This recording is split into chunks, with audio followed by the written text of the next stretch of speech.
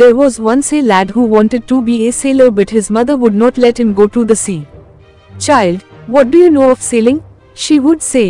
"You are a farmer's son, you know the turn of the seasons and the smell of the soil, but you do not know the sea." একবার এক ছেলে ছিল যে নাবিক হতে চেয়েছিল, কিন্তু তার মা তাকে সমুদ্রে যেতে দিতেন না। "বাছা, তুমি জলপথে ভ্রমণ করা সম্পর্কে কি জানো?" তিনি বলতেন। "তুমি একজন কৃষকের ছেলে, তুমি ঋতুগুলির পরিবর্তন সম্পর্কে জান এবং মাটির গন্ধ জান, তবে তুমি সমুদ্র সম্পর্কে জান না." Now the boy, whose name was John, had always obeyed his mother. So he went about his farm work with a heavy heart, but did not again mention the sea. এখান যে ছেলেটির নাম জন ছিল, সে সবসময় তার মায়ের কথা মেনে চলত। তাই সে ভারী মন নিয়ে তার খামারের কাজে গিয়েছিল, কিন্তু সমুদ্রের কথা আর বলেনি। One day, he had been walking behind the plow. He all but ran over a tiny green turtle on a clod of dirt. He picked the turtle up and set it on his head where he knew it would be safe. When he was done with plowing, John plucked the turtle from his head. To his utter surprise, he found that it had turned into a tiny green fairy man that stood upon his palm and bowed.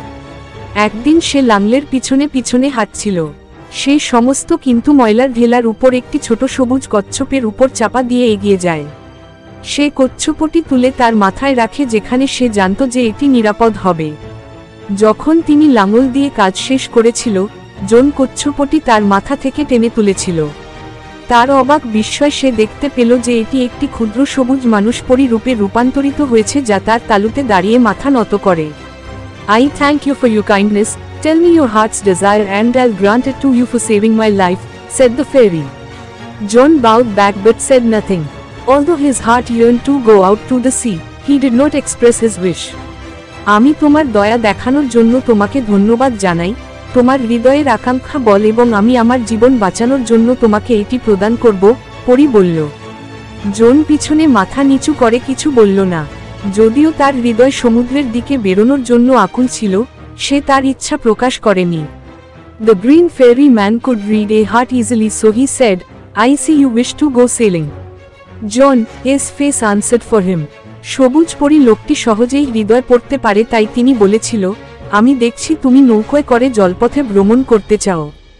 জনের মুখমণ্ডল তার জন্য জবাব দিল, "Since you put me on your head like a hat to keep me safe, I shall give you a different kind of cap in return, the kind sailors most desire.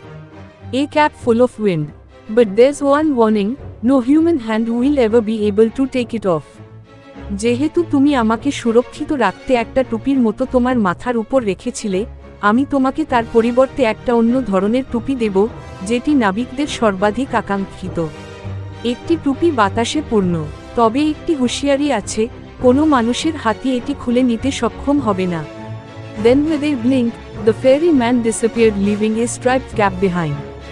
Young John put the cap on his head and ran home to tell his mother. তারপরে এক ঝলক দিয়ে পরী লোকটি একটি ডোরাকাটা টুপি পিছনে রেখে অদৃশ্য হয়ে গেল। যুবক জন মাথায় ক্যাপটি রাখল এবং মাকে জানাতে বাড়ি ছুটে গেল। "No good will come of the wind cap," she said. But the lad would have none of her cautions.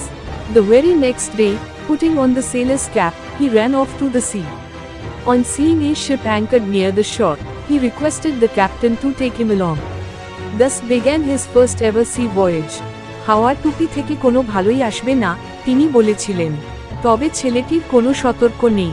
ঠিক পরের দিন, নাবিকের টুপি পরে সে ছুটে গেলেন সমুদ্রের দিকে। উপকূলে একটি জাহাজ নোঙর করা দেখে সে ক্যাপ্টেনকে অনুরোধ করল তিনি যেন তাকে সঙ্গে নিয়ে যান। এভাবেই তার প্রথম সমুদ্র যাত্রা শুরু হয়েছিল। Well, the wind cap worked as the fairy had said, but that one condition prevailed. Now that was both bad and good. It was bad because John could neither take his cap off before his captain nor at bedtime. And it was good because neither could he lose the cap nor could it be stolen from him. ঠিক আছে, পরী যেমনটি বলেছিল wind ক্যাপটি তেমনই কাজ করেছিল, তবে সেখানে একটি শর্ত ছিল। এখন ওটি খারাপ এবং ভালো উভয় ছিল। এটি খারাপ ছিল কারণ জন তার ক্যাপ্টেনের সামনে বাসবার সময় তার টুপিটি খুলে ফেলতে পারছিল না, এবং এটি ভালো ছিল কারণ সে ক্যাপটি হারাতে পারত না এবং এটি তার কাছ থেকে চুরিও হতো না। Since it was wind that sailors called for, and wind that John could supply, he soon became very popular. When he twisted the cap, he could summon the east wind and the west wind. He could also turn it to call both the north as well as the south wind. The captain would therefore never part with his prized sailor and let him ashore. যেহেতু এটি সেই বাতাস নাবিকরা যে বাতাসের আহ্বান করেছিল, এবং এই বাতাস যা জন সরবরাহ করতে পারে সে শীঘ্রই খুব জনপ্রিয় হয়ে উঠল। সে যখন টুপিটি মোচড় দিত তখন সে পূর্ব বাতাস এবং পশ্চিম বাতাসকে ডেকে আনতে পারেন।